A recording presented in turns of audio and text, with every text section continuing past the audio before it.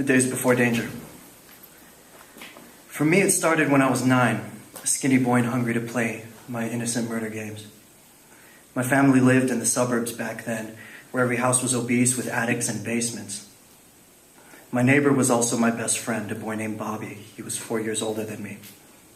I liked Bobby enough because he liked playing the psychotic. Growing up, he was Bodicker when I was RoboCop, Darth Vader when I was Luke Skywalker. Bobby had a way of inhabiting violent bodies with a stark realism, and every time I killed him, his death was chilling, the way he flopped to the ground, the way he shivered and attempted words. For years, our friendship struck that careful chord. Our murder games were finely tuned symphonies of death. But then Bobby had to go and turn 13. And when he did, it was as if everything in the world shifted an inch off kilter. It was only a week after his birthday when it began. It was a Sunday, the weather was mild, the streets wide and quiet, and I had invited him over to play Mad Max. I was Max and Bobby was Toe Cutter. I sensed something was wrong as soon as we began, circling and firing our fingers cocked as guns, dodging invisible bullets.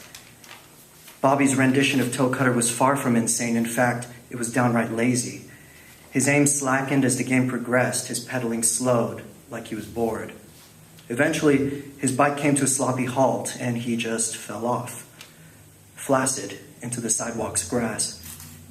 And when he died, it was silent, boring. There were no theatrics, no death gurgles, just a closing of his eyes and a whispering, "You got me." Unhappy with his performance, I said, "Get on your bike, Bobby. You're not dead yet." Bobby ignored me. With eyes abstracted, he sat up on the sidewalk, and on the grass, he gazed down between his legs and pulled the elastic band of his basketball shorts from off his stomach to look down at what was erecting out. Not knowing what to do, I biked circles around him. "Bobby, are we still playing? Are we still playing Mad Max?" He was deaf, though, or at least acted it. I knew we weren't playing Mad Max anymore, of course. Bobby was playing a new game now. I waited a while longer, but when he reached his entire hand down there and made a face that was either pleasure or pain, I went inside feeling weird in the stomach and locked the door. I invited Bobby over to play a few more times, but each time was just some twisted version of that first. He was lost to me now, charmed by the wonders of his own body. It was gross. When he came over for the first time uninvited, it was with a bag of magazines he had found in his brother's closet. He told me to close and lock the door to my room, and when I did, he showed me a picture of a naked body. Then he showed me a picture of several naked ladies tangled together. "You know what this is called?" he said. "It's called an orgy." When I tried to escape the room but couldn't because the lock was stuck, he waved the picture in my face and he said, "Every girl's got a snatch, dude. Even your mom. Even your sister." "Unfair," I shouted. You'd think other people would notice Bobby's transformation, but they didn't. My parents were oblivious, busy being adults. My father with his businesses, my mother with her overtime. And my sister Cicely, she was too young to know what was going on around her. And so Bobby continued to visit my house without my permission. He'd continue to visit for several more years until leaving for college. My parents and my sister greeted this new creepy Bobby the same way they greeted the old one. And whenever I complained that I didn't want him over anymore because he's no longer my best friend, in fact, he's my arch enemy, my parents would just laugh. My mother would say over and over again, "Oh, don't be silly. Bobby's such a nice boy. Bobby's such a nice boy." I was 10 when Mom took me and Cicely, who was now 6, to a KB Toys in payment for our completed chores. Operation Clean Your Room is what I told my baby sister, who laughed delightedly at the prospect of doing anything with me. I wanted Snake Eyes, but instead I settled for the Major Blood action figure, only because I had more Joes than Cobra operatives, and the fight wouldn't be fair if the good guys too greatly outnumbered the bad. Even as a child, this was important to me. I've always been proud of my sense of fair play.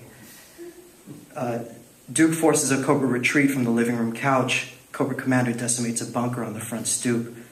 When I played G.I. Joes, there were no real victories, only a long sequence of stalemates that would last until the day I lost interest and started saving my allowance for other things, like Nikes or Tupac albums or trips to the arcade. Back home from KB Toys, I tossed Major Blood onto the kitchen table, then ran to the toilet because I ate too much pizza. When I returned from the bathroom, much lighter and ready to continue the war, Major Blood was nowhere to be found. Mom was out back, sitting poolside under an umbrella reading a book about elusive orchids. When I asked her where Major Blood was, she said, "Maybe he's with your sister."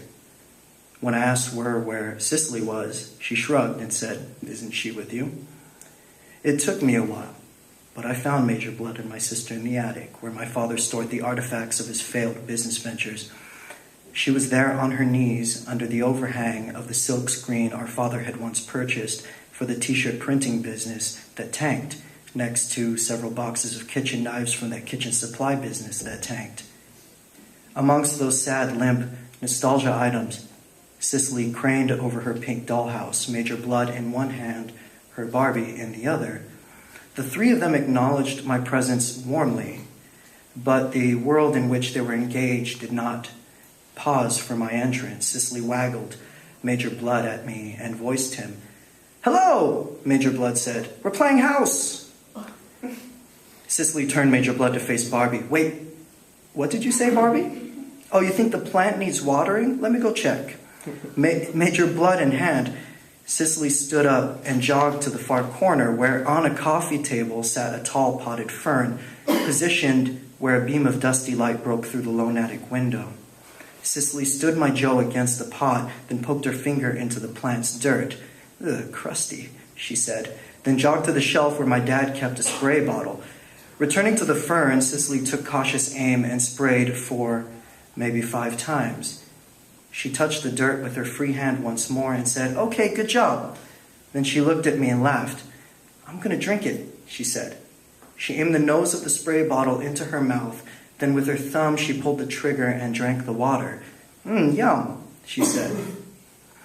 As I watched my 6-year-old sister drink from the plant spray bottle, I felt in my mind a vibration. I wanted to put words to that vibration, but I was 10, so there were none. There was only the sensation of standing with my sister barefoot in moist soil, like we were the plants. "Looking at me weird. You're looking at me weird," she said, and laughed. I asked, "What are you playing?" "Major Blood already told you. We're playing house." Cicely waved me over, so I sat cross-legged across from the dollhouse's facade. She walked Blood and Barbie together to the front door. Major Blood shouted, "Honeys, we're home." Cicely then opened the facade to reveal, inside, all of my Joes, scattered in different rooms, frozen over different chores. Duke was polishing his rifle while sitting in the bed. Cobra Commander was in the kitchen, his hands in the sink doing the dishes. Grunt and Hawk were at the dining room table, while a Cobra officer was vacuuming the guest room. The sight of my soldiers committed to domesticated acts struck me as somehow wrong. "Cobra Commander doesn't do dishes," I said. "Why not?" "He's a soldier. He's not a girl." "Even soldiers have to eat," Cicely said. As she walked Barbie to each Joe and planted kisses on their lips, I wanted to shout at her that she's wrong. That even if the Joes are hungry, they didn't cook their own food. That's what wives are for. "So which one's the husband then?" I asked. "They all are," she said. They're polygamists, she said. I didn't know what the word meant. But a nausea stirred in me. It was a sensation similar to the time I first heard that someone, a child like me, was killed on a ride in Disneyland. Such an injustice, such an unallowable taint. Stuff like that, that's not allowed. It was kind of like that in the attic with my sister, but at the same time very different. Hot with the heat of what years later I'd understand was a sort of shame, a version of shame. I stood up. I asked my sister this question: "What's a polygamist?" I felt stupid and embarrassed asking my baby sister for the definition of a word. She either didn't hear me or she ignored me. She continued to kiss each doll to each doll. When she was done, Barbie called the Joes to bed. "Time for bed," she shouted. She sat Barbie next to Duke and Major Blood there next to the two of them. Soldier by soldier, she marched the rest through the house, up the stairs to the bedroom. Half done with the task, she stopped and said, "Oh no, I'm wrong." She looked at me with a severe sort of enthusiasm, her face tight with lines I had only seen before on adults. "Not polygamists," she said. "They're called polyandrists, like what you have on your arms." She laid Major Blood across the bed and Barbie alongside him. Just as methodically as she had walked each Joe to the bedroom, she now piled them on top of each other, head to foot to head, tangling their limbs to keep them from sliding off each other.